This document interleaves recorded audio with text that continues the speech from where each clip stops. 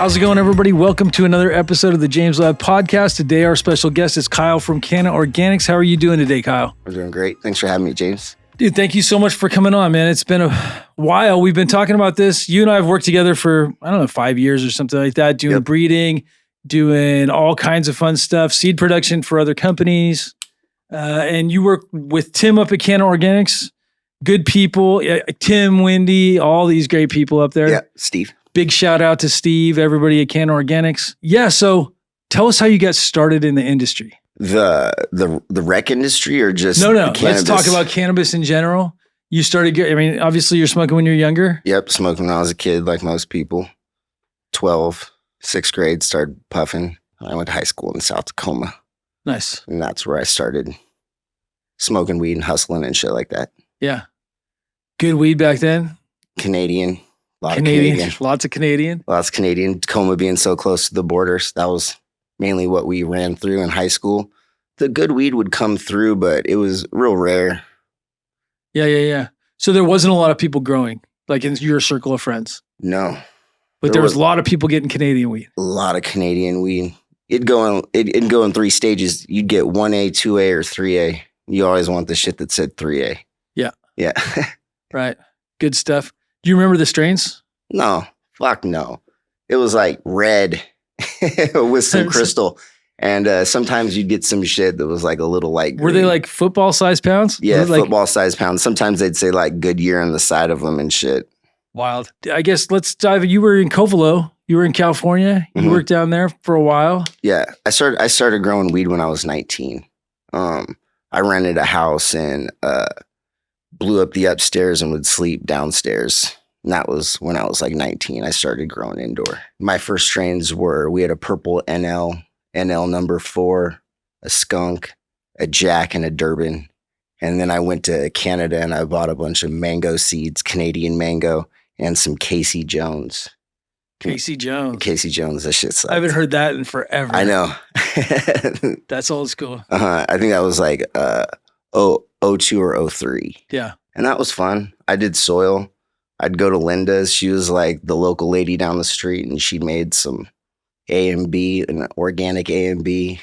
Yeah. And you'd mix Banana Manna and Cool Bloom.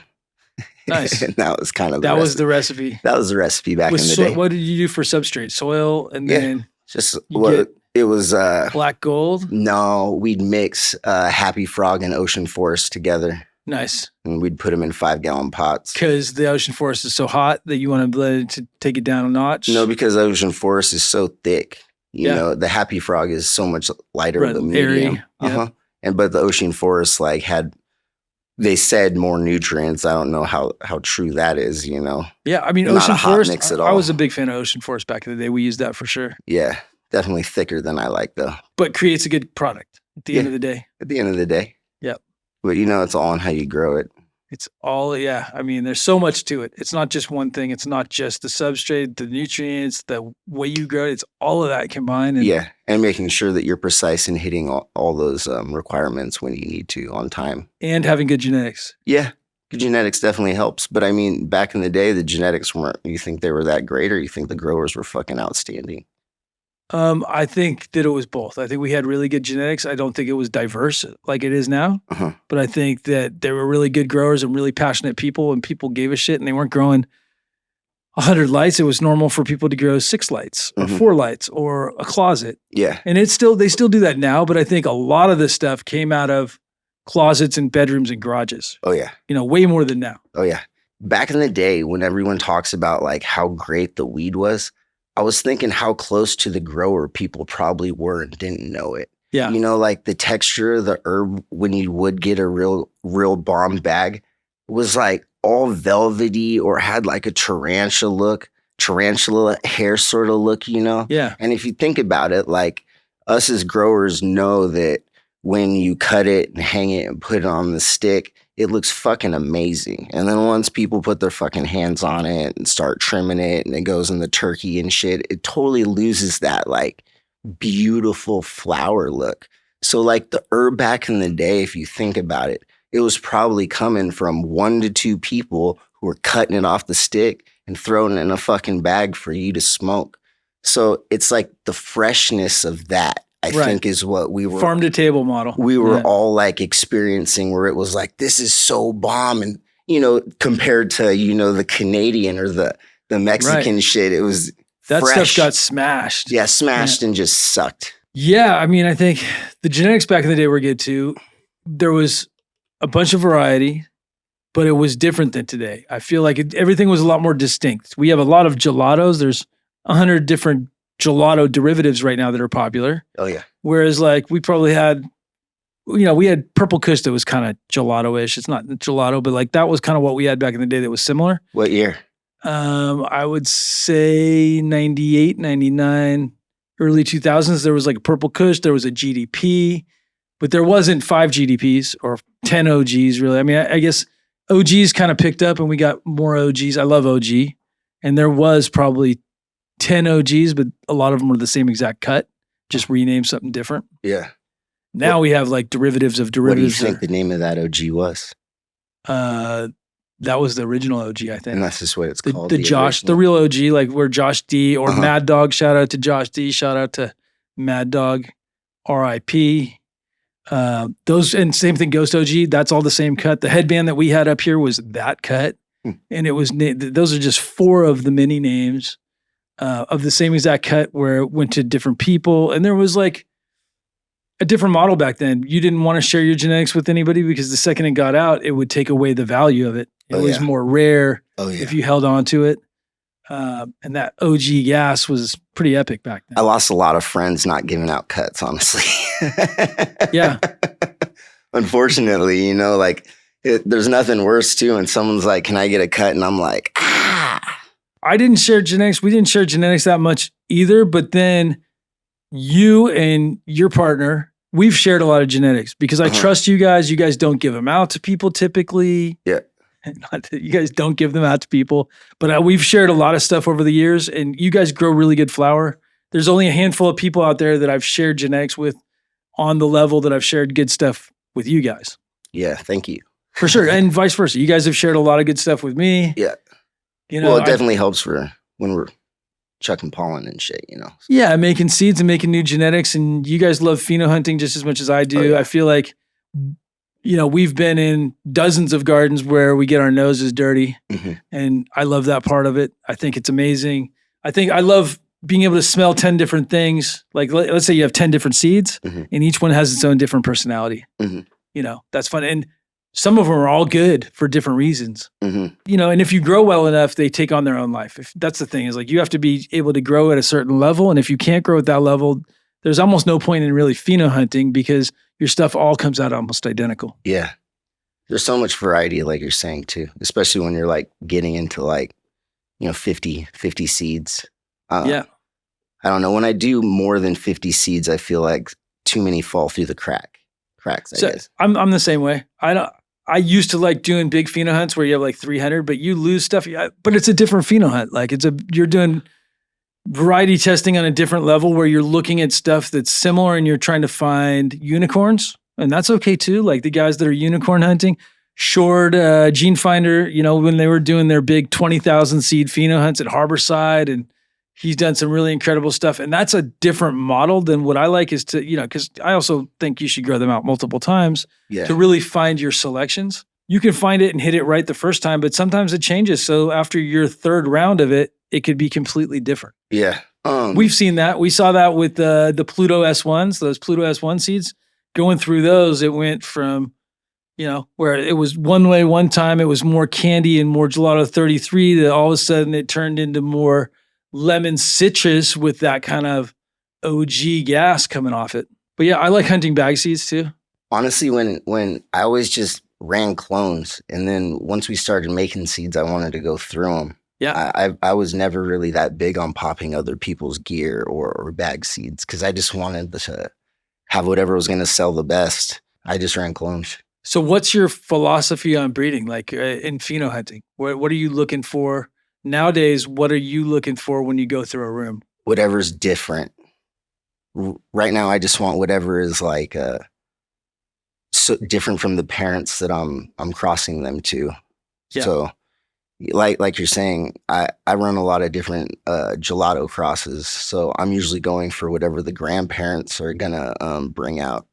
Is kind of what I look. Whatever's not like gelato that I'm gonna get some gelato structure and crystal from. Well, so let's take, for example, so we've done a collaboration project that's available on the website, which is the Canna Organix collaboration. And in that, we have the Glulato seeds. Mm-hmm. You've done some awesome stuff. Glulato's in the book. Same thing with Rain Shadow Runs. Mm-hmm. Badass cross.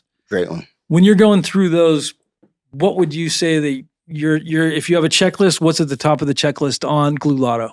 All those gelato seeds. You know, we did multiple 30,000 seed pheno hunts, you know, sniffing weed till our noses were like literally raw. It was awful. So that's why like I got to have like a smaller after, you know, we did that, I like learned this lesson, like you can't smell weed for like 2 days straight like that. You know, it was like abusive to my nostrils. You need a lot of coffee. Yeah, we had coffee still, that didn't do shit, man. I needed it does for a little while, but adaptation occurs and then everything starts smelling the same where your nostrils get burned out. Oh, burnt. Yeah. Burnt. It hurt. So that's why I was saying like the 50. Yeah. Going through 50. 50. I mean, I don't mind I don't want more than 50 of one thing, but I don't mind having multiple things and going through multiple, I don't know. It's really dependent on if you know the genetic as well, like your cross, if you know kind of what you're going to get and what you're looking for, you start to learn whether you need to pop 50 or you can pop 10 to get something that you're kind of looking for. Like with the Blue Dream S1s, like there's not that many different expressions of Blue Dream when you make the S1s, whereas something like Gelato 33, every single one of them is different and half of them herm. But you know, it's like, so the more you know your lines, it seems like the easier it is to figure out how many you need to pop. And it's a personal thing too. Mm-hmm. Some people want to pop 300 and they want to do them outside and that's cool too. But personal preference. As far as your favorite thing right now to smoke, what's your favorite thing? The Offendo cross, the GMO gelato cross I made a couple years ago. Yeah. Right now is my favorite. It's loud. It's loud. It's loud and it's different. It's different. It's offensive. That's why it's called Offendo. It's just. Yeah, it still has the gelato undertones, but it's got that GMO Chem D kind of overtone initially, and then you have the gelato that kind of hits you in the back. You know, the gelato gas, no sweet to it. No, but there's no sweet to it. No sweet. It's a little musky, it's got a little bit of that gelato. It's fucking funky. Yeah, it's got the funk. You know, that's what I want right now. Something that's just like incredibly loud and offensive. Yeah, where you can smoke it down to the roach and it still tastes good when you refire it. Yeah. It's got that offensive. Yeah. And I bet it washes. It washes like a motherfucker. Yeah, it's a good one. I like that. You know, I still like Rain Shadow. I love smoking that. But yeah, so tell us about Rain Shadow. Over the years, it's starting to drift to like some other candy strains we were kind of talking about. I think it's getting gassier. It's getting gassier and less candy. Less candy. But it was really initially so it's a Skittles Gelato 41. And it's really good. You guys have won awards with it. It crushes. Yep. I feel like it's super special. And I remember when you guys were first testing it and going through, I checked out the phenos. And you helped me pick that one. Yeah, it was the one. It was the one. It was so good. It was so candy too. Uh-huh. And it has so better structure than Skittles. So it has an improved structure, but yet it carries the Skittles terps. And Skittles is really attached to that structure. So if you cross 9 out of 10 things with Skittles, if you want Skittles, you're going to have to get stuff that has the shitty structure. Yeah. So that's just how it goes with Skittles. And if you're okay with the different structure, you're going to be okay with different terps.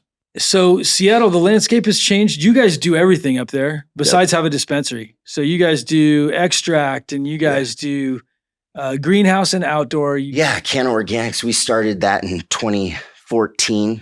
Me, Tim, Wendy, and Steve, my core friends, we all been partners for 20 years. And you guys came from California? We all came from Tacoma, and then we all did a tour down in Cali. Me and Steve did 9 years, and I think Tim and Wendy did 6. And we learned how to grow big outdoor plants and grow in greenhouses. But, you know, when you're growing in California, you don't get the numbers like we do commercially. So we tried to get as much weed as we could just off, you know, what we were allowed. And a Mendocino was 25. Yeah. So we'd try to get those 25s. Crushing big ass fucking monster plants. Huge, dude. We'd get like 10 to 12 pound average on Blue Dreams and Lemon Larrys and shit. And yeah. That was kind of what we liked to grow. Tim really loved Blue Dream. I love Larry. Yeah. Blue Dream is an easy one to grow. Yeah. We talk about that on the show quite often, actually. How easy it is to grow. It's easy to get the stock rot on big ass Blue Dreams too, but yeah, and if you top them, you don't have to worry about bud rot or anything like that. But it can get huge, massive colas. It yields. It takes whatever you feed it, it'll take it. Yeah, you can really push Blue Dream. Yeah, it's a good one. I'm about to do a cross with it soon. The Green Crack and the Blue Dream. Yeah, those from the Hayes brothers. Big shout out.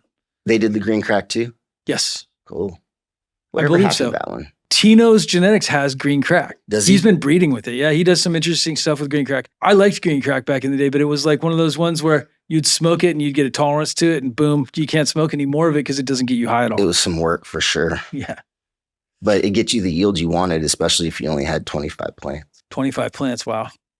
People laugh at 25 plants now. Yeah, but if you get 200 pounds, who gives a fuck? Yeah, totally. Why? Especially back then when the prices were high. Yeah, it's a different world now. Yeah. So what year did you guys move to Washington from California to do Canna Organix? They started Canna Organix 2 years before me doing the build out. It's like 100% mom and pop. We started with nothing and then they just started building it. Like I was kind of saying, like we were only allowed to do 25 big plants. So when we started Canna Organix, we were running 65-gallon plants per 50 by 25 in greenhouse space. Yeah. And like, we had longer veg time, more clean out, more scrog, all of it. When we learned how to grow weed, it was in Mendocino doing big plants outside. Yeah. So when we started Canna in Washington, we just kind of transferred that same sort of style over. You went greenhouse though when you went to Canna. Yeah, we did. And you guys also have the coolest little, so like it's a half depth, like half height. Mm-hmm. I don't even know how to I'd really describe it, but it's you guys do you start that in May, your outdoor? We start our outdoor in May and Nice. then we pull it down by the beginning of August. Yeah. So it's like 3 month little window, and that's just for extracts so we can make, sauced and tossed and different sort of like joints and extracts. Well, you do some cool stuff up there too. So you guys have like a greenhouse. You have a greenhouse with you have a heat layer too that traps the heat. Mm-hmm. We have 2 different greenhouses that my partner Tim has designed. The first ones we did were just they're a little rough, but they work great. He's totally done some like amazing stuff when it comes to how he designed them. We've got like heat that runs through the floor. He's designed all our controllers. And our old greenhouses even have like heat exchangers in them. Yeah. Industrial size heat exchangers that take out the old hot air, so we can, control the humidity. And the new fresh air that comes back in is tempered so we don't have to pay for, higher propane bills and shit like that. Yeah, it looks super clean, super efficient. Tim's always efficient with his designs. Yeah. Smart motherfucker. Yeah, he's smart, creative, and always thinking outside the box. Always trying to improve stuff. Always. Just like you're trying to improve flour, he tries to improve the system. Yeah, right? he builds the systems and then I break them. I tell him to fix the shit. Right. And then we fix it. And it's a fun dynamic, we're always trying to, he's always trying to innovate some things. And yeah, on the extract tip, you guys have some of the best tasting pens I've ever tasted. Yeah, we got all great the new pens. stuff is really incredible. I was never a pen guy before them, honestly. I was never a forbidden fruit guy. And then you spoke me, so there you gave me some forbidden fruit to smoke. And man, impressive terps, long finish. Yep. Really good. I'm not a big Tangy fan per se with pens. It's just not. Is that because it doesn't get you high though? Yeah, I would say mostly. I mean, I like the terps, but like as far as like it's not that strong. No, but so when you mix it with like 80% fucking THCA, that shit is fucking strong and bomb. Yeah. It's weird how much better. I was going to say it's like really weird. Like I'll have like a high terpene extract mixed with distillate. And I personally, it will never taste like the flower does, yeah. But then you mix the terpenes with just the THCA. Yeah. And it's like I'm taking the best fucking dab of my life every single time I hit it. Well, you're getting a concentrated version of the terpenes. Yeah, concentrated version. And every time you hit the pen, it's at the perfect temperature. Most of the times when we dab, right, you heat it up and then it's somewhat of a guessing game whether you have a timer or totally put your hand next to it. I'm old school. Right. You guys grow really good flower up there in Washington. And I think that's one thing that separates you. Plus your list of genetics. Yeah. You guys have a pretty long list of good stuff. Well, when we first moved up there, we're only allowed to like really have so many plants. And after we brought those plants into the system, it was kind of like we had to mimic what California was doing. California had, at that point, and it was like 2016. So you needed to have like every strain to like really sell. Yeah. So like, it's not really like that now. It's kind of leveled out to where people kind of just like what they like. But at that time, if you wanted to sell, you needed wedding cake. You needed Gorilla Glue #4. That shit was hot. You needed some Candyland. And then once, the strains that we had all died off, we still needed to have new shit. So we just started making our own stuff. What do they say? Like, from need comes necessity. Right. That was kind of what started all that sort of breeding, and it's really a lot easier, honestly, to do your selections outside than it is inside.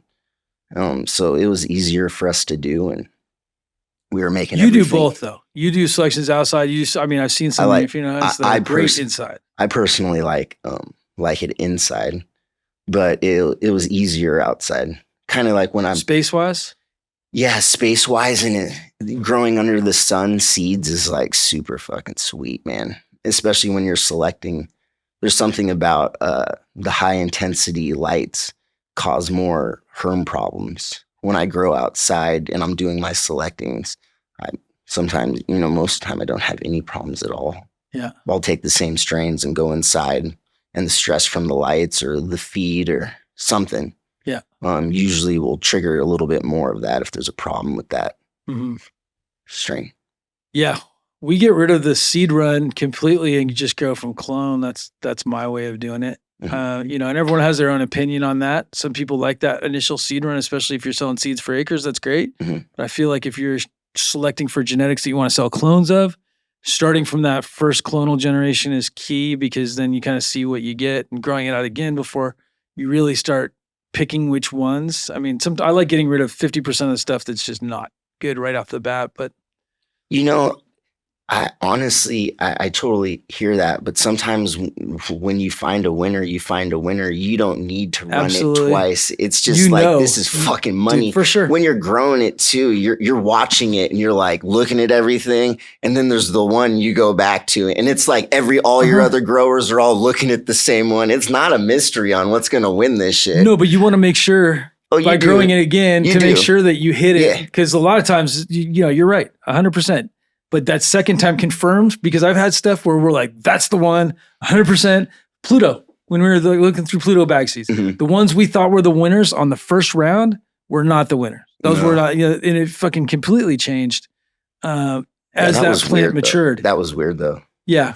And you think that's because it was a bag seed? I think there's a lot of genetic, some shit. Well, no, there's just a lot of genetic diversity in there. Besides, being a bag seeds, besides that cross has a lot of genetic diversity. So there's a lot of different expressions you get in that, and a lot of bad ones to find the good one. I think the winners were found out of probably 500 seeds or something like that. Wow. And then other people have popped and found some winners too out there. They sold seeds. Sticky Farms, Gas House, those guys sold seeds of that cross. And there's some winners of that stuff out there. They make some good stuff. They're from up there too. Who? By Covelo, Sticky Farms. Sticky Farms, the Pluto guys. Yeah. They work with Gas House, and that's their collaboration with them. Pluto's good, though. That's got unique, especially because it has that Gelato 33 with something special. I got an ice cream cake times Kush Mints cut. Yeah. It's fucking bomb, man. Yeah. Yeah, I like that one. Wedding cake crosses are good. I think there's some good stuff in there. I like the breadiness of it. There's a sweet one, too, though. There's 2 cakes. There's the bready Dude, there's one. And 30 cakes. Well, So I only know of 2. I know one that was like super sweet, where you hit it, you're like, damn, this is a cake. And then there's a doughy one, which is the one I had. I had the doughy one. Cultivar has the gassy one, right? But so Seed Junkie sold seeds of wedding cake, and so there's a lot of expressions that popped up from people all over. And this is wedding cake. They're all calling it wedding cake, and they're all different. And there was like a couple good ones, a couple really good ones, I think. And gassy and bready, those are the 2. You know, there was the one that yielded like crazy. There just wasn't that terpy that was going around California quite a bit. But still really good. And I think good breeder, good, you know, as far as bag appeal especially. Yeah, I like cake. I did some work with it. I crossed the gelato to that. I crossed the gelato to everything, dude. The 41. Yeah, I've been 41's pretty special. A long time. So the difference with the 41 and the 33, we were kind of talking about it earlier, but the 33 has a lot more genetic diversity, whereas the 41, I think, is more stable. And for breeding, if you're breeding at scale or breeding to put stuff out in fields, 41's your ticket. Oh, yeah. Yeah, it does great. You don't get the color you get from the 33? No. But it will send it 2 different ways. You know, you can get way gas in your selections, or you can get way sweet, which add, you know, a lot of diversity. Yeah. What do you think about mochi? I think it's just some more gelato. Yeah, it is a gelato. Yeah. It's good though. I think it's candy. It's okay. I like 41 best by far. But you know, when we were first running it, it was a lot sweeter than it is now. Yeah. I mean, it's been around for like 8 years now, right? Yeah. 9 years. Something like that. I think it's definitely way gassier. What about the champagne cut, the pink champagne? The bud structure of that pink champagne reminds me a lot of these creme rosé crosses that I was making at work for a while. So creme rosé is one of my favorites. I know. I don't know why. Well, we fucked up. I think you gave it to me, but you also lost it. And so it was the Skittles times creme rosé. Yeah. I still have those seeds, but I made the Skittles creme rosé times wedding cake, which is a new one out that it's called Cakes. It's good. It's good. And that's from the creme rosé line that I like. I did so much work with that for like 2 years, and it was all just trash. Well, so the structure was trash, right? Trash, dude. The male we used. But the terps were so good. I don't know. I don't think rose water is really like a terp that I'm like going for. I'm all in on that, dude. But why? It's not like, you know what, that's like the fucking LaCroix. You know, it's like, the LaCroix. It's the LaCroix. In my opinion, I want rose water terp. In my humble opinion, if you can capture rose water with Skittles, where it's candy rose water, that's a fucking winner. Well, it's a winner. The extract is a winner. Yeah, you got seeds. I got seeds. I want to pop a bunch of those seeds. I got a ton of them because I crossed that creme rosé Skittles to a bunch of things. You know, I had that times the do-si-do, the wedding cake, the gelato, back cross to the Skittles. Yeah. So we did work with it, but the male we used on the creme rosé was dominant in everything. I just fucking hated it. It was like too small and never had the crystal that I like really was going for. It doesn't have bag appeal. It'd be more of a washer. There's this new one called White Thorn Rose. It's newer. It's not new, but it's been around for a while, but it's been winning awards, and it makes purple hash, purple rosin. Yeah. It's pretty sexy. Mm-hmm. It's on that level. It's on that rosewater terp level. Yeah. Yeah. Mild. Yeah. La Croix. Yeah. You gotta say it like that with the hand. Yeah, you got to do it with the hand. Did you ever grow big outdoor before? We did some big outdoor plants, like with my partner Micah, but it wasn't me as much as it was my partners. In my backyard, I did some big ones. I did more smaller ones for seed production and stuff like that. Yeah. But I do like not big monsters. Mine were mostly like, they would be like 5 foot tall plants or 6 foot tall, really wide. Uh-huh. You know, little and squatties. Then we did seeds with those, and I would. That's in the how ground I did, or beds, in pots, in beds, and in the ground. Yeah, I've always liked experimenting. What was your favorite? Depending on what in the ground, I feel like in the ground is the best. But for my opinion, pots are okay too. Yeah. I mean, at the same time, if you're doing seed production and you want to be able to move that plant around, you know, it's like once you know your area where you're going. But mine was. You know, it wasn't commercial like they're doing now. This was, you know, home grow back in the day. So good stuff. 400-gallon smart pots. Those are so gangster. The guys that do 400 gallons in smart pots. Yeah. It's amazing. Or the guys that 800s too. That's so crazy. And then you're getting a 12-pound plant off that. Yeah, 12 to 15 pounds on those ones. Yeah. We'd always put them in like the best spot of the yard. Yeah, when I was Loud Seeds, my partner used to crush it. Big plants, sour diesels that were just monsters. Yeah, what happened to that cut? That cut went away with the virus. Ate the hop latent. Yeah. I mean, I've seen some sour in the last year that's been sour, but still not that punch you in the face sour. The where you open the bag and you're like, oh my God. Yeah. And I'm still waiting to see that. So let's talk about grape ape for a little bit. So people sometimes talk about GDP and grape ape being related, and they might be, but they're totally two different plants because grape ape would yield, it would get huge purple buds. You didn't get that from your GDP? You did not get that from GDP. No, the GDP that we had was a shorter plant, and it got really tight buds. I didn't have that. My GDPs, the ones that I was messing with back in the day, the GDP was always the biggest with the least amount of terps of the three. And then it went grape ape, was like medium-sized plant. Was it Urkel was the third? And the Urkel was the shortest, smallest, hardest to grow, but just oozed fucking terps, man. So we did the GDP indoors, and it was like a 31-day veg, 28 to 31 days, something like that, where you'd veg them. Because if you didn't veg them tall enough, you wouldn't get enough big buds. What size pot were you using for that long veg? Well, so we grew them in octagons for a while, where we had 5-gallon pots where it was vertical growing. We grew them in beds with, mostly what we did back in the day was 5 gallons, sometimes 10 gallons. What was your medium in a 5-gallon pot in an octagon? In the octagon, we use soil. Soil? We used soil in the octagons back in the day. In a 5-gallon pot? Yep. Aren't you supposed to use hydrogen? No, not in the octagon that we had. We had Dutch pots. They're these square pots that have a hole in the back, and they fit into the octagon shelves to where you can fit 26 plants per light, and you get small buds. And one time we did the chem dog, and I grew a wall of larf. Yeah. Like literally I had a wall of larf. It was beautiful, but it wasn't like stuff you could really sell. I grew chem dog in an octagon where you need, because it doubles in flower. It's just not the right genetic to grow in something like that. You want something that either you flip it right away because you want smaller, because your light's probably, I think, 28 inches away from the start. And it was just one bulb straight down. One bulb in a cool tube. So you have a cool tube. Yeah, the cool tube's way back. This is like 24 years ago or something like that. It was a long time ago. Yeah, I mean, we were doing all kinds of amazing genetics in them, but the stuff that would double in flower and the more sativa stuff was not good for octagons. But we were worried about the carbon footprint, not in the sense of helicopters going over and infrared. We were like, oh yeah, we grow in octagons. They're not going to find our grows. Yeah. So, and I had 4 octagons in my garage at one point. And 4. Yeah, how much did that cost? To build? 4 octagons. Well, we had the frame we built ourselves from plywood and 2x4s. And so, yeah, we framed yourself, because there used to be a whole octagon contraption that they wanted, like, we never bought that shit. My friend came down hippie style, but he had like this paper where it was all sketched out and the angles were set. So we had all this stuff pre-cut where we'd cut it all and then snap it all together. And it was really cool. I had a 500-gallon reservoir that was on a table that we thought we could just gravity feed. Right, I think we started out trying to do the gravity feed, but it didn't work. So we had to get a pump.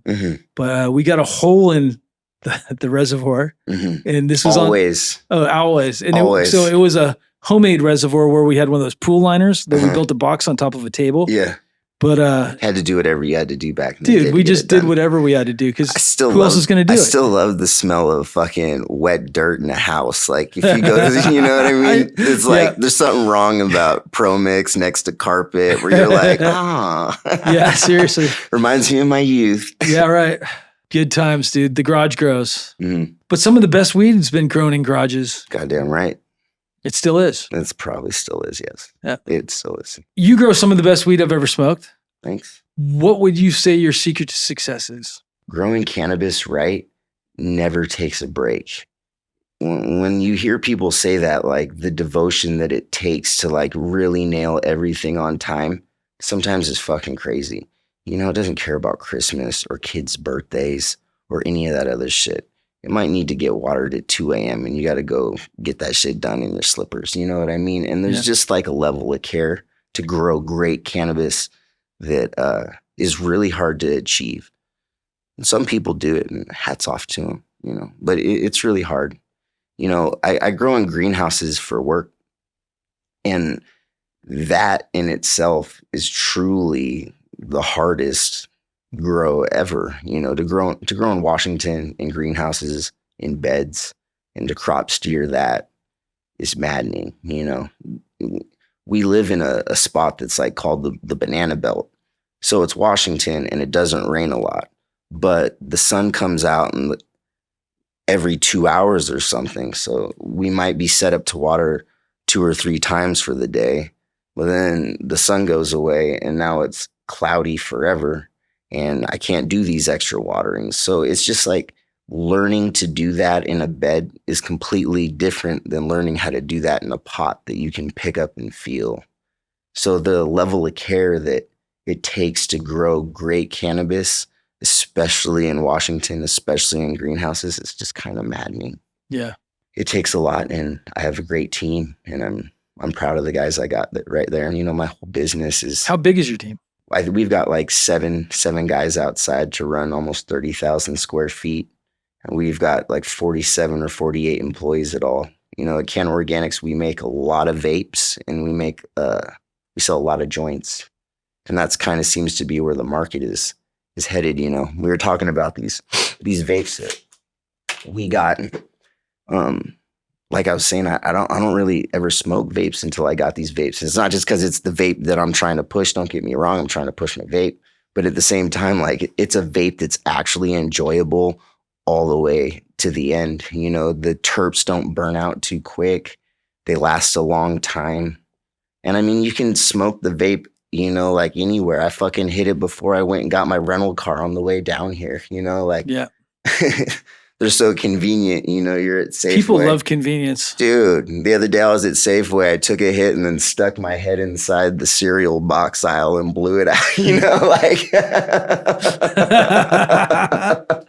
That's what's up. Yeah, they're a little dangerous, in that sense too, especially when you're smoking straight THCA. It's just like, fuck, faded. When some of them don't even smell like weed, it starts smelling like other things like candy. Forbidden fruit smells like orange, fucking orangesicle. Almost. Orange. Yeah, out of the vapes, I notice it tastes a lot sweeter than it does in flower form. When I smoke the vapes, it's like a bright sort of orange. It's loud. They're loud. Those are the loudest carts I've smoked on. Yeah. Yeah, I'm surprised. I love that style because you get big hits out of those too. You get big hits and it doesn't burn them too hot. Right, to where you lose the flavor. Yep. And I think a lot of these like really like fancy vapes that are out there kind of do that. They're more of a gimmicky looking than they are like burning well. Yeah, there's a lot of gimmicky stuff out there still. Yeah. But I think we're trying to evolve into new things, so there's going to be gimmicky stuff along the way, and then somebody does it right. And then someone does it right. That's right. Let's talk about genetics. Let's do it.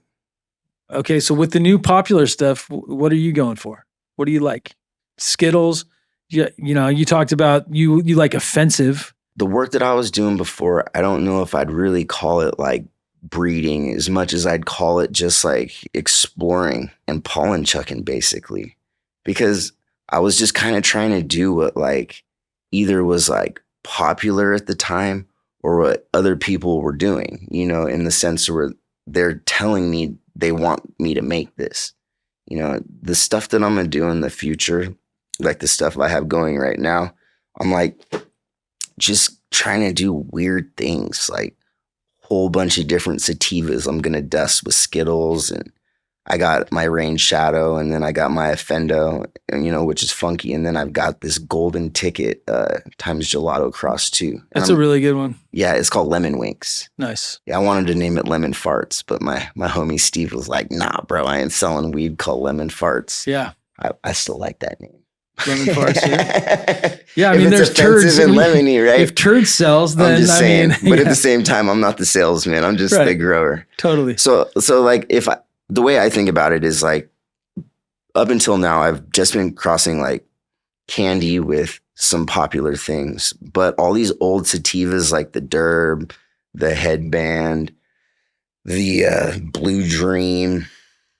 I got this old school haze, a grapefruit, all these like kind of weird things that phased out. Yeah. I just want to see what it does. So like before, it was kind of like I wanted like genetics that were popular. and now I kind of just want weird things to come from it, you know, where I'm not worried about like filling a field or having a hot new thing. I just want to like have more fun with breeding and seeing the weird shit that's going to come out of the crosses that really no one's really doing with the popular shit. Because, you know, like the Skittles terp, you know, to like a real lemony haze could be super bomb. Yeah. And I just really haven't heard of, you know, anyone doing it. I don't know if people are. I mean, but I want to do it because, you know, like I'm saying, it sounds good. And even like, you know, taking like the funk of the Offendo and then crossing that to different sorts of like sativas and then seeing the weird shit that comes from that, because anything that's got GMO in it's going to be weird as fuck. Yeah. Yeah. Funk. And then, you know, the underlying funk. Yeah. And then from there, you know, I want to make a lot of S1s of those too. And then the gear that I already have. And then I want to explore that some more. Totally. And that's kind of where I see myself in the next year. Yeah. Those are my goals. Nice. And then I kind of took a couple years off. It got a little maddening. And now I'm ready to get back on it. Nice. Yeah. Yeah, it's good to do it in phases. I feel like that's the best way to get excited and inspired and the industry change. You got some fucking really interesting stuff up there that you guys have done too. The grape high chew, you guys were doing that for a little while. You had some jokers running. You were crushing the jokers. Yeah, I like the jokers. They came out jokers. Nice and gassy. Yeah, nice and gassy. Good structure, good color. Mm-hmm. I really like the Tokyo Snow too. Yeah. That one doesn't ever really get much hype, but it's definitely funky. We got that cut from First Class Genetics. That's a good one. It's fire. It's fire. Yeah, it's special. Yeah, definitely a different terp. I'd like to do some work with that too. Yeah, good stuff. So let's play a game real quick. What game? I'm going to name a strain and then you're going to name a strain. We're just going to keep going back and forth until one of us doesn't name any more strains. I feel like you know a lot of genetics. And so I'm going to start with Super Silver Haze. I'm going to start with old ones first and then work my way. Exactly. Let's do it. Okay, let's go old. Let's go even older. You're older than me though. Yeah. Okay. This is true. I'm going to go. You go. You said Super Silver Haze? I said Super Silver Haze. Limers. Acapulco Gold. Columbia Gold. Lamb's Bread. Lamb's Breath. Ooh. Jagu. That's a good one. That's newer, but. Trainwreck. Afgu. You went from Jagu to Afgu? I did. Because Goo Goo. Yeah, all right. Well, I already said Blue Dream. It's on the tip of my tongue. Blue Dream. That's okay. Trinity. Trinity what? Trinity, the strain from Oregon. The Eugene, Oregon Trinity Super Fire. Dude, it's special. Deadhead OG. 4-way. Lemon Larry OG. Lemon Larry OG, good. That's a good one. Diablo OG. Presidential OG. Super Silver Goo. OG 18. Lemon Drops. Sour Diesel. Ooh, you said lemon drops on me. Yeah, I did. Damn. I threw some lemon drops. You said Sour D. What happened to that fucking cut? I don't know, but the Juicy Fruit. Yeah. The Juicy Fruit was fire too. That was a Canadian one. That was no but lemon also drop. We had one. No, the lemon drop was good. It was just like straight lemon heads. It's like eating lemon head candy. Amazing clone. It got powdery so bad outside. I think that's why it fucking disappeared, was because it had so many problems. It had so many problems. That's why a lot of genetics went away. So what's the next one? Triple Platinum OG. Did you ever fucking fuck with that one? The Triple Platinum. It took like 12 weeks, gave you no weed, but was the most gassy OG ever. I've never seen it. We had the Platinum OG that we fucking yielded. Platinum. It was like, I think it was a Bubba S1, but it was a huge OG. It had the OG structure. It wasn't quite as loud, but man, it had the structure, the smell, the bag appeal, everything, but the smoke wasn't quite as good as like the Josh D or the real OG. When I got my Lemon Larry cut, I drove down to LA and we're playing a game, but I got to tell this story. Yeah, go ahead. When I got my Lemon Larry cut, I drove down to LA because my buddy was like, go pick up this fire for me. And I got 50 Lemon Larrys and the other one was this Triple Platinum Kush, like I was telling you. And that shit yielded nothing. Was so hard to grow. You'd have to fight PM, but it was, to this day, some of the best tasting OG I ever had. And it was just such a pain in the ass. You know, I let it die because I was young and dumb. Yeah. But man, If there's anyone out there who's got the triple platinum OG and they see this, throw that shit my way, man. There was a triple X OG. That was another good one. A triple X OG? Yeah. From Johnny at Triple X Genetics. Shout out to Johnny. From LA, it was super fire. Royal Kush. Royal Kush. Pure Kush. Master Kush. Master Bubba. MK Ultra. Ooh, that's a good one. I love it. Shout out Adam Dunn, MK Ultra. We'll go Black Domina. Sage and Sour. Oh, shit. You know about my Sage and Sour. I said it before you. So, we'll do Big Sur Holy Bud. Blackberry Kush. The lowest, the weakest of all weed. Did not get you high. Blackberry Kush, no, the one we had, it looked amazing, smelled amazing, tasted amazing, did not get you high, but it really good. It's been bred into all kinds of stuff. Looked great though, right? Yep. Yeah, I love that fucking shit. When my first round was Blackberry Kush. Chocolope. Ooh. Did you like that? I did. Ugh. There's different phenos. So the thing is maybe you didn't have the right one. Same thing with LA Confidential. Was amazing if you had the right one. Too. The real LA Con was fucking special. SFOG. SFOG, Sonoma OG. Headband. Ooh. Blue Dot. That was a great one too. Yeah. Urkel. Purple Cadillac. Blue Dragon. Mendo Perps. That was a good one too. Purple Kush. Fort Collins Cough. Triangle Kush. Piff. What the fuck is that? It's a Cuban Black Haze S1. I mean, depending on who you are. Is it a name that people just call haze, or is that actually no, there's a real, I think there is a real one. I have some flower at the house. You'll see it. Ooh, cool. Yeah. So Piff. Northern Lights. Matanuska Thunderfuck. ATF. The MTF. But yeah, there's the ATF as well. Yeah. Northern Lights number 3, 4, 5, and 7. And that's. I only knew about the 4. Oh, you only knew about the 4. The 7, yeah, we were talking about the 7 made the cat piss that we know. And old Haze, Skunk Cross. So Super Skunk. GMO. Ooh, GMO. Chem D. Wow. Chem Sis. 91 Chem Dog. Let's see. Oh, there's just so many. We can go for hours. Good times. You can. I could probably go for another hour. Yeah, I love strain names and nostalgia. We had the Orange Crush back in the day that was from Canada. There were so many oranges, but like oranges across the board. You had Orange Blossom and Orange, you had Orange Blossom, Orange Juice, Orange Run. What, Orange? Yeah. No. Man, they're Jack? hot. No. They're hot right now in Washington. Oranges? People like oranges and lemons. People like everything old again right now. Not in California. They want in Cali. gelato. In Washington right now, you're seeing like this huge shift of like people kind of just wanting to smoke some old shit. Like, I think the amount of names that are on the checkered board as far as strains go and how fast they come and go, people don't know what to fucking get anymore. Yeah. They're just like, let me get the shit that I was getting 3 years ago. Oh, Gorilla Glue. Great. I bought it before and liked it. I know that one. Yeah. Yeah, I mean, California, I think, totally different market in some ways. Well, California leads the market, you know. In my state. It leads a lot of things in the market, for sure. Not stability. Washington's way more stable. I think they trust brands a lot more.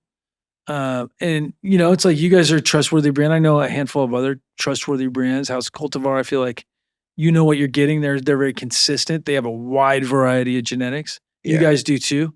I think that's one of the beauties of Washington too, is like you talk about diversity in genetics and stuff to offer. You guys have 40 different things that go on the menu at any given time, it seems like.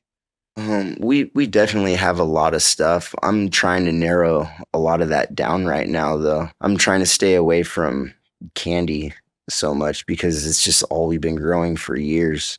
Yeah. And I don't know. It's just time. The market shifted to wanting different things, older things, and I'm ready to shift with it.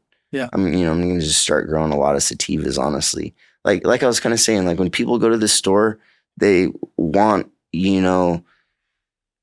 they want something they know, and they might not even know the name of any of this shit. So what do? They say, can I have an indica or can I have a sativa? Because, well, they don't want to sound stupid. You know what I mean? And they want something that they think is going to fuck them up like that. Right. That gives them that effect that they're looking for. Yeah.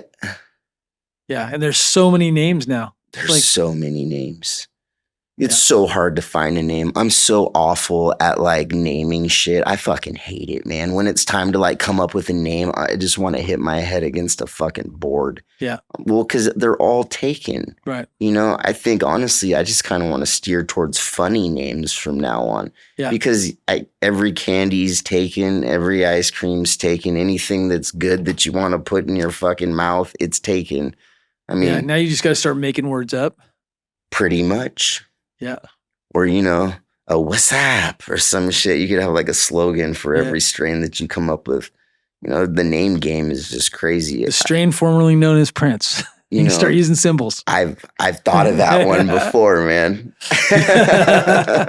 Yeah, it's wild because there's thousands and thousands and thousands of different names already. You know, there are people are using, and then you got people stepping on each other's toes and people getting offended over taking the names. And yeah, and not only that, but like some names have like been taken by people who don't breed or grow. They got some weed in bulk and gave it a name, and now Leafly's like so and so in Colorado says this, and I'm like, what the fuck is that? Well, what happened to that? Let's talk about Rain Shadow Runts, how it got its name, because originally it was Rainbow Runts. It was Rainbow Runts. And then Mike literally came out around the same time with Rainbow Runts 6 months later. 6 months later. Yeah. But, you know, we're so, like, small, man. Of course. It's not like that dude. No, it's not like he tried. No. That's not what I'm saying. But what I'm saying is like, this happens all the time. It hurt my feelings pretty bad because I'm, like, releasing all these pictures. And then, like, I look online. I think it was, like, around Christmas time, It was around Christmas. It's, like, Rainbow Runts. And I thought it was so fucking clever with that name. But, you know, we live in the rain shadow. And one of my employees, a great guy, Devin, he was like, Rain Shadow Runts. Man, I fucking hated it at first. Everyone else was like, ooh. And I was like, yeah, you know, because I wanted Rainbow Runts, you know? And especially like anything with runts at that time was so hot. Right. And so I was like, whatever. And then eventually it grew on me like nobody's business because we made it right there in the rain shadow, you know, like, so I was like, you know, the strain is amazing and we made it right here and the name's perfect. And you were right, Devin. You know what I mean? Totally. Like, dude, it's amazing. Some of these names though, there's so many. I mean, people are coming up with weird stuff too. Yeah. For sure. Orangutan titties. You like that one? Yeah, that was a good one. That was a good one. There's some good. Yeah. Mike from Exotic has some crazy names. Yeah. His Red Pop, and like, so he has some good descriptions of his stuff. Like Red Pop smells like red soda. Man, what's up with that cut? Well, that was a good one. Fuck, that was a good one. I only flowered it and then it died It's a good breeder. I think so. If you look at Red Runts, which is a cross of that, which is the Runts times the Red Pop, that's better. Yeah, the terps really come out in it, but it has the terps that you like from the Red Pop with more of a candy, and then it comes across in the smoke. Because I feel like the Red Pop is a little punchy to me, like that purple punch, like smells amazing, grows amazing, gets you excited. And then you go to smoke a joint of it and it's a little bit of a letdown. Not as bad as Purple Punch, because Purple Punch for me is a big letdown when I go to smoke it. It's cardboard terps. I've still never smoked it. You're not missing anything. That's what you know exactly what it tastes like because you've never smoked it. No. Well, I like I have a cut of Slurricane that Slurricane's cool. But I never actually got, by the time like it was around, everyone was like, shit sucks. And I was like, man, if it smells like the Slurricane I got, it's like smells delicious and strawberries. Well, it's one cross away from being amazing because I think you can cross it with a lot of other stuff and it comes out great, or cross it a few times when you're looking for stuff and you get some really good stuff. And it's just, for me, the Purple Punch by itself is a letdown, but I've seen great crosses with it. I think it's a great breeder. I think it has great potential, but by itself, I want the joint to taste, because I'm a joint smoker, right? Yeah. So at the end of the day, when I fire something up, I want it to taste good all the way down the joint, and Purple Punch just does not do that. The extract's okay. I'm fine with the extract, but man, Isn't it a strawberry terp? It is definitely like strawberry-ish. Dude, some of your stuff, it smokes, not even some of it, all of it smokes down pretty good. You smoke it down. We talk about ash, whatever, but like, dude, the flavor on the Canna Organic stuff, your banana runts is amazing. Thanks. That's a good one. In fact, that cut, I feel like you guys do that cut justice more than anybody else. It comes out the most candy. And it's funny because so I got the cut and I gave it out to a bunch of my friends and everybody's grown it pretty much. And I've seen the different iterations and different substrates, all these things. Whatever you guys do, it comes out candy.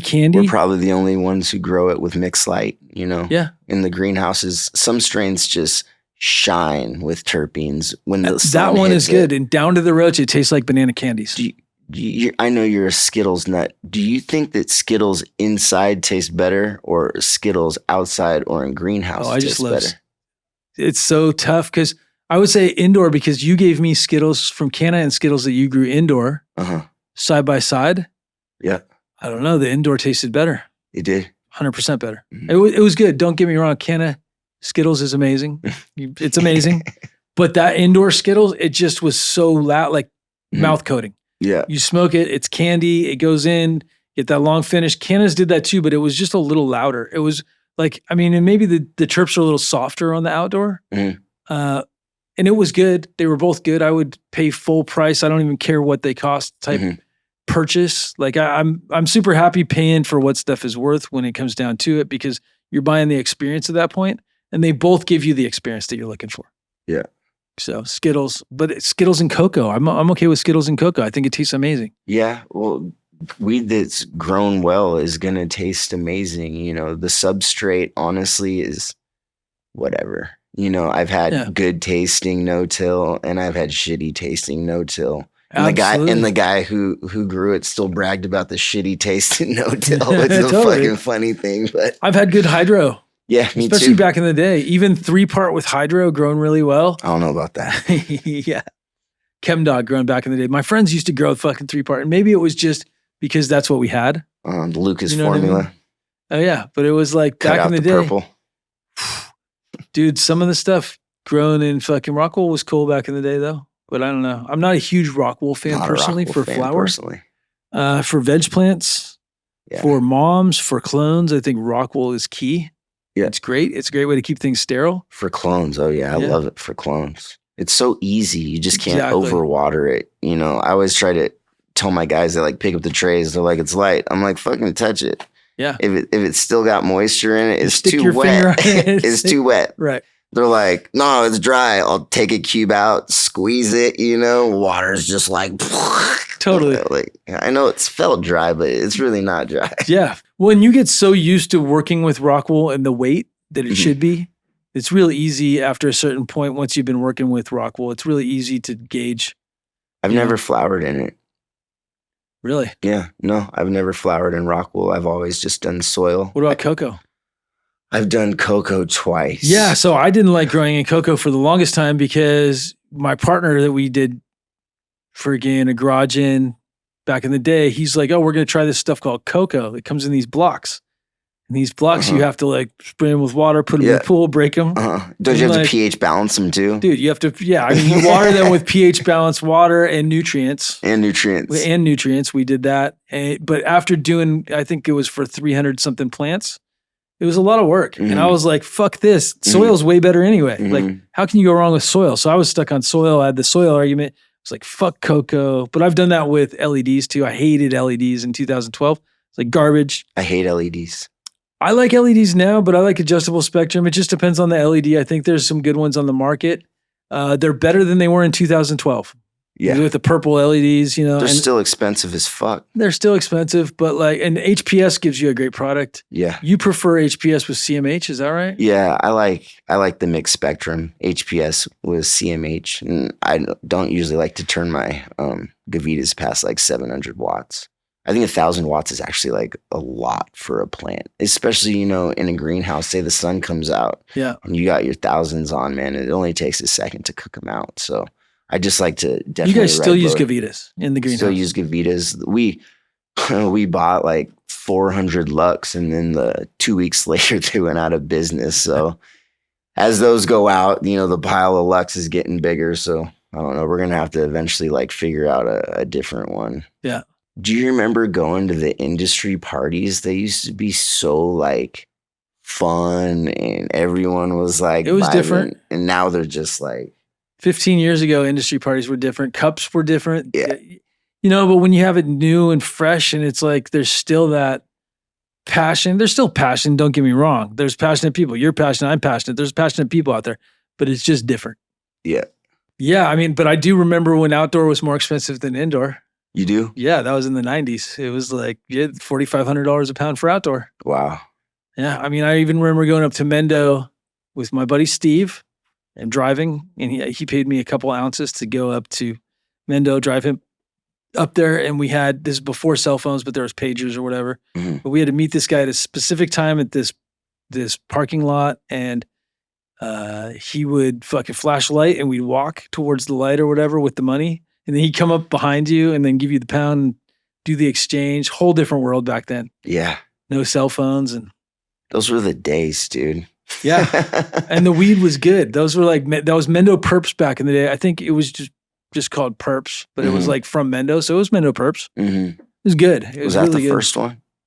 Is that like the one before all of them, or is Purple Kush first? Well, I think they're all from, Purple Kush has probably been around since the 70s or 80s. Huh. So Purple Kushes, but there's so many different Purple Kushes.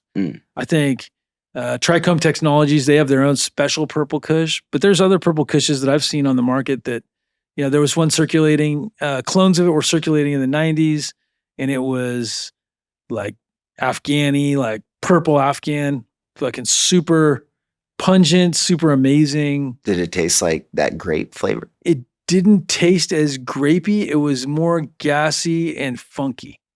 Man, my Purple Kush was like grapey. Yeah, I mean, there was grapey for sure. There's grapey Purple Kushes out there, definitely 100%.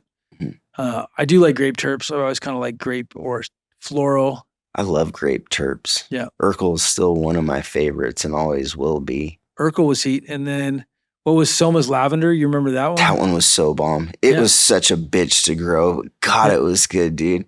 That was some bio Canna. Yeah. Man, that was the mix back in the day. Some bio Canna. I haven't heard that in 10 years. I'm telling you though, man, the bio Canna lavender, that shit came out fire. Yeah, Soma had one called Soma A Plus, Mm-hmm. that was going around. And that was a short leafy plant that was the most pungent, loudest, like funky. Small and squatty, right? With big small leaves. with big leaves. Didn't and like water. Didn't like water. Didn't like water. That's the one. Yeah, that was the one. That's the and one. I guess they called it Rock Bud too was the name of it. But Soma A Plus is where we had it. My buddy gave me some to grow, and I only grew it one time. I loved it. I wish I had more seeds of it. It's not the same if you get it, because I since bought seeds of it. And it's not the same as the cut that was going around, but still amazing. Yeah, my buddy who was growing that, he was the one who was growing a lot of the Seattle Sour back in the day too. He had that Seattle Sour, the Tang. Did you guys ever smoke the Tang? I know a little bit about the Tang. I get some interesting stories for sure. Yeah. Tang was good.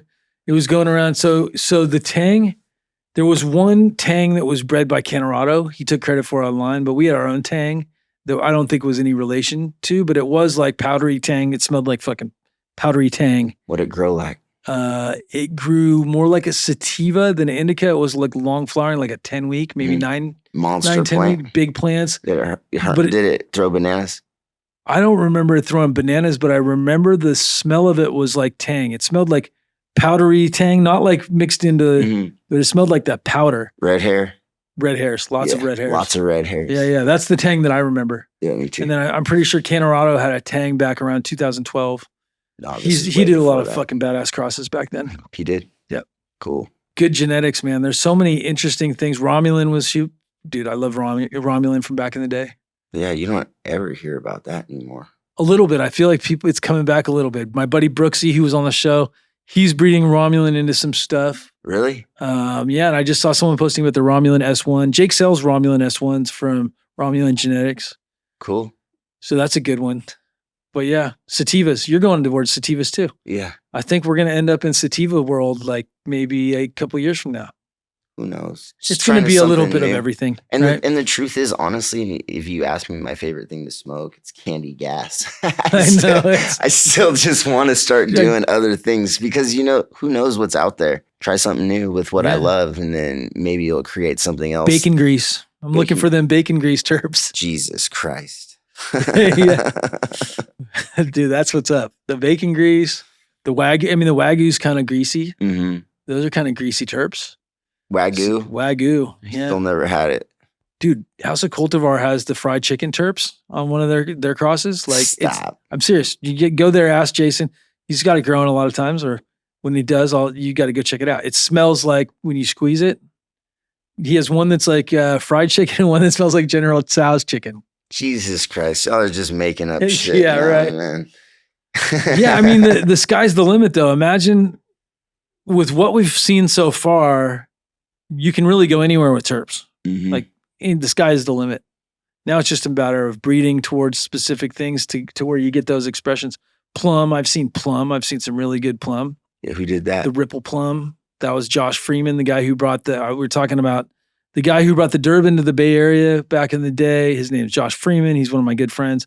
He crossed that with the sour diesel and created the Ripple plum. And then he did that. He had a cherry cheesecake and some other stuff, a raspberry cheesecake.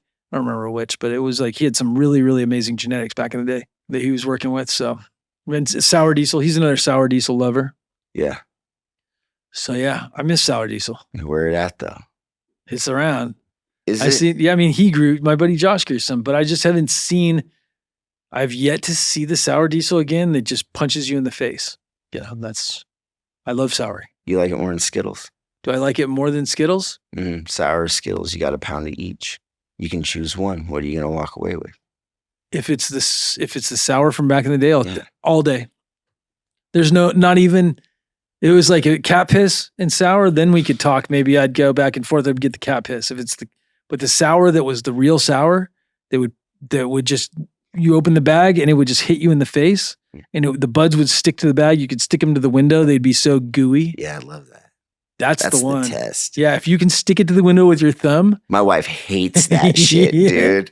She hates it, dude. That's the test, though. I stick it to the wall, and she's like, "You're fucking up the wall." I keep sticking that's the real fucking test. weed on it. Yeah, I mean, that's the test. If it'll stick to the wall, stick to the glass, you're good to go. You know it's fire. Yeah. So where do you think we're going towards sativas, or are you just going to go towards sativas and say fuck everybody? That's just what I want to do. Like I was kind of saying, like I want to breed to be more creative, I guess.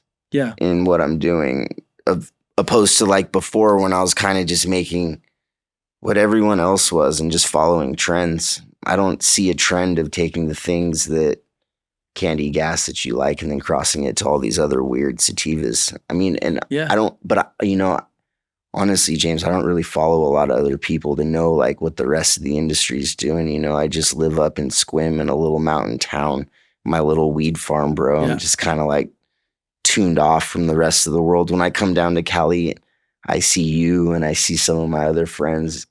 The amount of like cannabis industry that's happening here is just fucking mind blowing. Yeah. Like back home, I won't go into another grow room all year. And then I'll come to California and see 10 in 2 days. You know what I'm saying? And all of them are just like state of the art and incredible. And they're all like fighting to be the best. And I'm just like blown the fuck away. Yeah. Especially in Sacramento right now. Sacramento right now for indoor cultivation is just going off. Yeah. And when I go take tours there, I'm really just blown away by the amount of like money that's there and money that's spent on these grows. Money that's really spent, like my farm we built like by hand and shit. Like we built our farm. We know the ins and outs. We know our electrical panels. Like I said, Tim built our controllers. Like our farm was built by us by hand. By scratch. Scratch. Once we got enough money, we got another one. Once we got enough money, we got another one. You know, like we're just. You didn't take on a bunch of investment money. You guys did it all the right way, I think. All the right way. What we knew, which is what we knew. We just followed our hearts, in an industry that's right now just overcrowded with chads. It seems like, but yeah. Well, that's going to come and go. You think? I sure hope.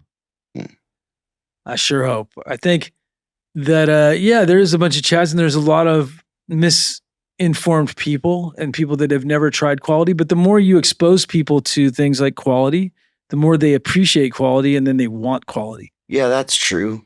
But at the same time, people can only get what they can afford. And right now, I don't really know a lot of people who are fucking killing it like we used to. Not just in this industry, like just in general, right? Just in general right now. It's kind of like fucking, I got $40. What can I get with that $40? Which is just kind of like how it's going. I've personally never bought an eighth past $40. Ever in your life? Yes, in my life, never in the rec market. Yeah. When I was a kid, if someone had some fucking $60 chronic eighth? and they were like, yo, it's $50, I'm like, just take it. And can I get another one tomorrow? Exactly. But as far as like going to a store, but at the same time, I've always been a medical patient. I've been growing, legal cannabis for the last 10 years. So, me to go get an eighth. And the funny thing is that I'm always so fucking leery, I like going to the shop. I'm like, well, what's good? And they're like, everything. And I'm like, fucking liar. Like, no. It's all good. What's good? What do you not want to sell me because you're going to buy it? It's the last of, and you're going to take it home and smoke it. I want that one. Totally. And, and then you're, just, it's kind of up to the bud tender at that point. I got hash planted one time and I've been jaded. The bud tender was like, there's hash plant. And I was looking at him and I was like, really? And he was like, oh, it's great. I fucking love it. And I remember like saying to myself, are you about to buy an eighth of hash plant? And he was like, dude. And I was like, it's the one. It's the one. I bought it. As soon as I pulled it out, I was like, motherfucker. I broke it up. I rolled it. I lit it. I took 2 hits, threw it out the fucking window, It's the one. Like, God sucks. damn it. He got me on some hash plant. You got hash planted. I got hash planted. Literally. I knew better. Yeah. But the bud tenders are there all day. Maybe it was a fresh batch of hash plant and I was about to experience something that I'd never experienced before. Totally. You never know. It's like White Widow sounds really exciting. And, typically White Widow isn't what I would normally get from, like if it's real White Widow, I don't get excited about White Widow. No. I think it's a good breeder. I think for European companies, the White Widow, and we did have a White Widow back in the day that was fire from the 90s that came out of Richmond that was like strong and pungent. But the Widow that I mostly know is like very vanilla. Yeah. And it vanillifies everything. So you cross it with OG, you're going to get, that's what happened to Europe. They crossed the real OG genetics got over there for OG Kush. And then some of these seed companies bred it with White Widow for seed production purposes and vanillified it. And so to me and you, you'd be like, that's not OG Kush. But the OG Kush that they knew for a long time over there was the vanillified version. The sweet one.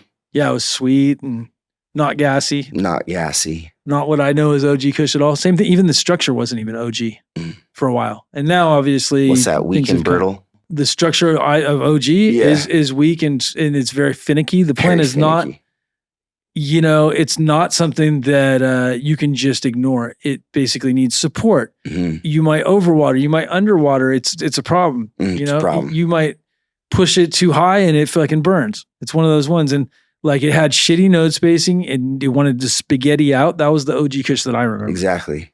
Just needed a lot of help. A lot of love. A lot of love. But it was worth growing for personal. Like to smoke, it was always really good smoke. Worth growing to sell too. The man. SFV, dude. The price was right. Totally. The price was right. People wanted OG. It was the exotic of its day. Until the year it didn't. Yeah. That was a sad year for them guys. They've been holding on to that cut forever, would never give it out. And they had the packs and everyone was fucking selling mad cookies. And them dudes were just like, fuck. Dude, that happened with everything. Blue Dream had its day too, where Blue Dream was top shelf.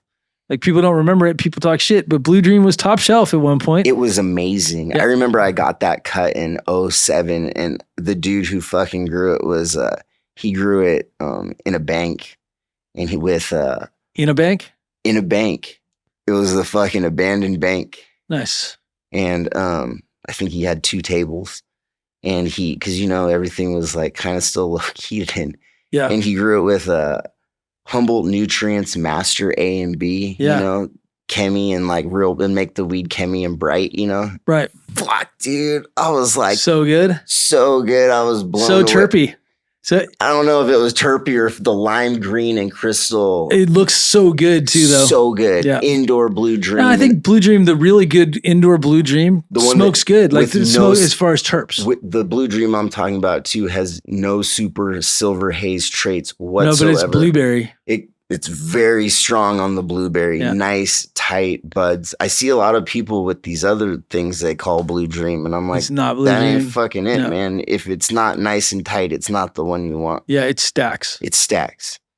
Yeah. You can tell just when it's vegging the smell. Yeah, and the leaves are very specific too. The way it has thinner leaves, and it just grows super strong. And like that was the thing I liked about it the most is basically it was super vigorous. It didn't matter. You always felt good growing it, and it never gave you problems. Like, dude, it would just crush too. It would crush over 2 pounds of light back in the day, which was the goal, right? So I think if you had a 1,000-watt bulb and you hit 2 pounds of light, you were crushing it like that. You're ready to retire in 6 months. Exactly. You're like, I'm good, man. Especially with the Blue Dream in 07. And by 2.2 pounds per light. What was it, like 08? You're like, I can't sell this fucking the blue. It turned into the Blue Nightmare. You had like 1 year of just like thriving with that one. Dude, that was the Blue Nightmare. Yeah, I mean, I remember those packs just sat, man. Not having money because I couldn't sell them. I just had to sit on them. It was harvest season and there was outdoor, but like the cut had got out to everybody, and so the guys that were crushing it for a long time thought they were going to continue crushing it. Like myself, we were like thinking, oh yeah, we're going to crush it, and fucking harvested it. And then I even had the Patient's Choice Collect PCC in Berkeley. So in Berkeley, PCC had promised to buy 5 pounds. So I knew I'd have money for Christmas. Mm-hmm. I go in there, show them the flower, and they're like, sorry, we can't buy it. We just got some for $1,800. And this is when we was $3,200. And so I show them the stuff and I'm like, dude, you guys said you're going to buy 5. And they said, we can't. We just bought some for 18. Basically, I was like, can I see it? They showed it to me. It was pretty good. It wasn't as good as mine was, but it was comparable in the sense that 18 to spend that kind of money, so people are always about bargains and making money for themselves. So did you get the Christmas money? Dude, I did not get the Christmas money. I had to borrow money from my parents that year. Ooh. Like literally it was a bad year. Just fucking. Yeah, we had to borrow money for Christmas presents. It was one of the roughest years that I remember. It was the Blue Nightmare is what we called it. Yeah, I did. I was lucky enough.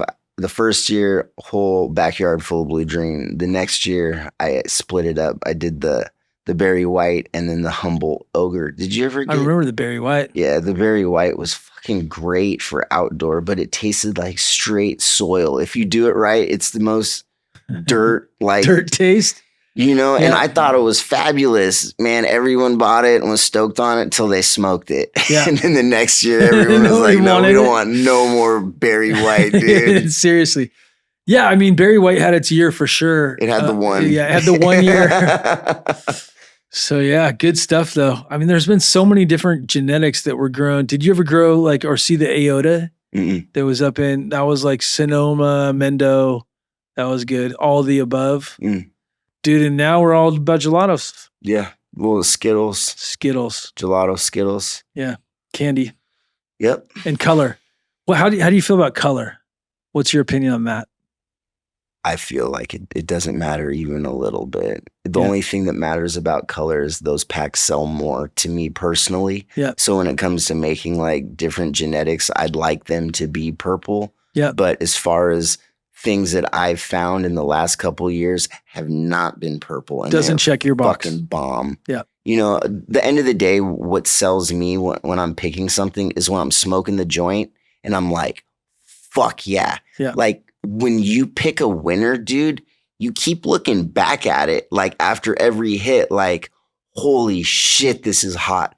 I can't believe I'm fucking getting these terps right now. Like, you let someone else hit it and they're like, oh, you're like, back to me, bro. Cause I got one plant to try this on and I don't want to share no more. And you fucking go back and how much of this one do I have? Dude, this reminds me of a time when I was at your house and it was at night and you fired something up and we smoked it. I haven't tasted it since, but it was candy. It was candy something, super candy. And it was could have been my gabagool, was the gabagool, it was for sure the gabagool. Yeah, the triangle kush. gelato cross I made, which was my favorite out of all the gelato crosses I've ever made. The Gabagool is hands down. The Gabagool is the one. It for is terps. the one. Yeah, I miss those screams. terps. It's just, it's kind of more green bud. It's not that pretty, but it's just amazing. It sucks to grow too. Yeah, of course. Of course. Just like Skittles. Just like Skittles. Yeah. And not as bad, but honestly, even Z, I have harder times growing other things in Z. Z, you just got to veg good. You give it an extra 2 weeks and it'll eventually just start taking water like everything else. I got this new shit called XYZ from, I don't know. That's a good one. Have you seen it? Yeah, from you. Oh, I think that I heard that it came from Dio Farms. I don't know if it did or not, but that was what I fucking heard. And that shit is a pain in the ass. And it is so fucking good if you nail it though. Like the terps on it just fucking scream. That was my favorite. The favorite thing I smoked last year that was new was that XYZ. Yeah. I hope that I can fucking really start growing it. Crush it. It's because it's the extract's going to be super good too. Who knows? The pen? The pen will be good, but guarantee the pen will be good. It didn't squish for nothing. Yeah. Like when we squished it, I was like, the fuck kind of return is this?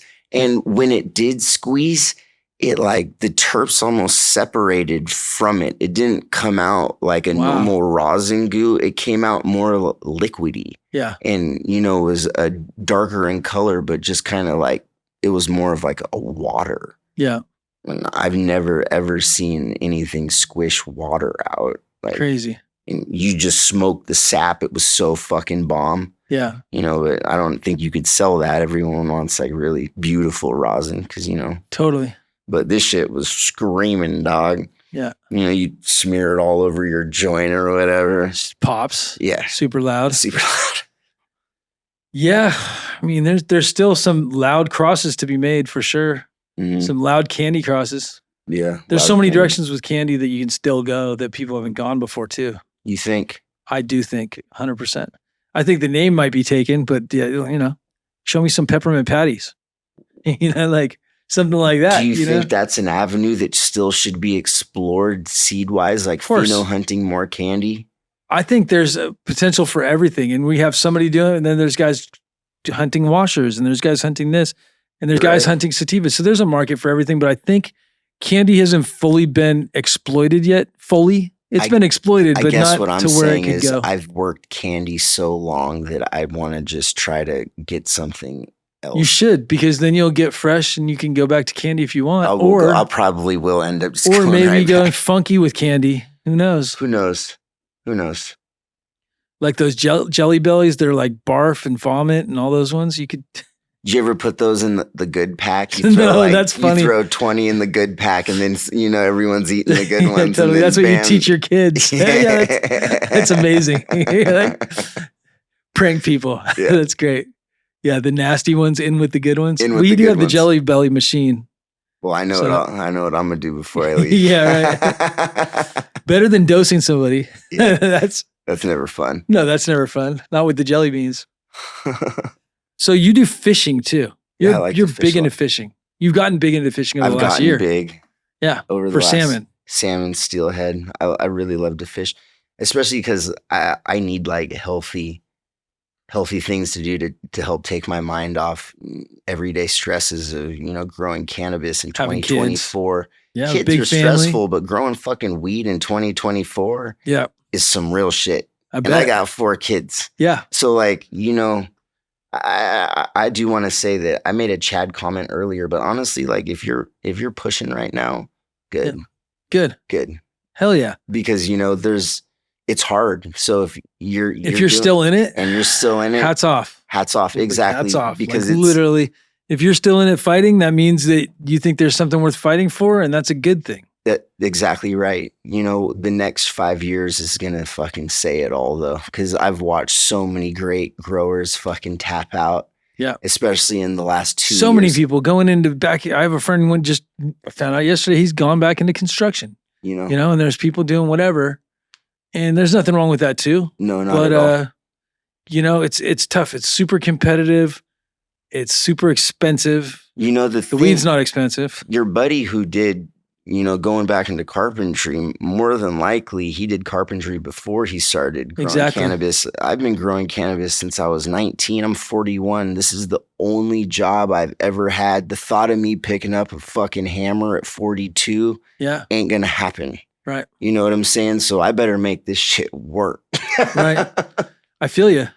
Right. It's gonna work though. It is gonna work. It's gonna work. You know, and the thing too about cannabis is it always ebb and flows. Like the plant itself ebb and flows from beginning till end. Like it pulsates, you know, it drinks water as a pulse. It breathes as a pulse. It shuts off and on like a pulse. And this industry is a pulse too. I remember when I was young, like Bush shut down the borders in 2001 after the terrorists bombed, you know, fucking them towers. Yeah. And I was like, oh my God, what do? I can't get the Canadian anymore. Yeah. So I started growing weed, you know, so it evolved to that, you know, from that because I was for sure. Do you remember droughts? That used to be a thing. There was so if you don't know what a drought is, drought like it happened every year. Come August and September, everyone's scrapping for shit. So tell these people what a drought is. Back in the day, weed would run dry. So all the packs that you'd have would be gone. Your dealer would be gone. No one would have anything between, what was it, July, August, September. Because hot months were dry months a lot of times. Because people weren't banging depths out that much anymore. Yeah, and outdoor and depths, and it was like circled around that cycle. Exactly. And there was indoor. Sometimes you'd hit indoor, but like a lot of times it would sell out. And then there'd be times where you couldn't get it from anybody. Anyone. You'd smoke resin. Exactly. You just would run out. And then the shit that would come back in would get bought out so fast. The price would go up to something stupid where everyone would be competing with the same mids at best, you know, and try to like the money would just, it'd be fucking gone. You'd be scraping your bong to get high. Yeah, it was. People did that too, by the way. Yeah, it was people did that. I have friends. I mean, I'm not saying that I did that, but maybe I did. Yeah. But 7th grade was rough for all of us, James. For sure. Do what you got to do. Yeah, I never drank bong water. You never drank bong water. You know? Oh, man. I put vodka in it. That's how everybody got caught into that. Yeah. You put the vodka in and then you do shots of bong water. That's nasty. Yeah. Oof. You mix it with orange sobe. Ooh. Remember sobe? Yeah. Totally. So why don't you tell everybody about the kind of stuff you guys sell from Canna Organix? We sell a lot of different products, flour, vapes, concentrates. We make distillate carts, flavored distillate carts, and our newest carts are flavored THCA liquid diamond carts. I think you guys are calling them here, right? Yeah. Yeah, liquid diamond carts where it's terps and THCA infused together correctly, and we're really making a great product right now. One that I think is honestly going to take over the market. It just dropped a couple weeks ago and they're already catching on. One thing that I'm really stoked about with these carts, the main thing is the access and convenience to taking a great hit full of the right ratio of terpenes to THCA. It fucking puts your dick in the dirt. I probably shouldn't say that. It fucks you up real good. And that was better. Fucks you up real good. Well, I mean, it's like 80% THCA. You know what I'm saying? Like you're gonna get fucked up from a cart, and your throat's not gonna hurt, and you're gonna smoke it all the way down. I've never been a cart guy until we created this product, and now I'm just like hooked on these carts, which is kind of deadly because I'm fucking ripping them all day where I shouldn't. Hooked on Phonics. That's a great strain name. That would be a good one. Totally. So you have some other products. You got your whoop ass too? Yeah, we got whoop ass. We got Fruity Pebbles, which is, I don't think anyone in Cali has seen this yet, but it's THCA with the botanical flavored terps that we turn into these little sort of like pebbles that, you know, dabbable pebbles. Look like Dippin' Dots. They look just like Dippin' Dots. And this is another product that we're the only ones who like made that. They work great, you know. Don't do lines of that stuff. No, that's it. But Dippin' Dots, so you dab that stuff and it's got terps. Yep, it's infused with exactly smoking THCA. Have you ever you dab THC ever? Yeah, sure. Yeah. Well, it's fucking hard and tastes like shit. Yeah. You know what I mean? We added flavor to it, so So now it kicks your ass and it tastes kicks your good. ass and it tastes good, you know, which is basically what everyone wants right now, Right. which is good flavor and to get faded. Totally. And that's what I think basically, you know, I want to do and give everybody, you know, the best price point to get at that. Yeah. So. And where can they find your product? Dispensaries all over Washington State? All over Washington State. We're in a bunch of stores. Ask for it by name. Great. Again. I just want to share with everybody, Kyle's been a huge part of my life as far as breeding, a good friend. Him and Tim are both contributors to the book. I don't know if you're credited as a contributor, but you've contributed to the information I've learned. So I just want to let everybody know about the breeding book that we got out. Canna Organix is featured in there. Tim wrote the reversal recipe, his partner. I wouldn't be able to have a book like this if it wasn't for people like you and your partner. So thank you very much. Thank you, James. It's been an honor to come in here and be on your show. You have a lot of guests to where I'm like, you fucking want me on here, man? It's been kind of crazy. I'm so glad you came on the show, man. Seriously, it's been great. So if people want to know where they can get a hold of you, what's the best way on Instagram?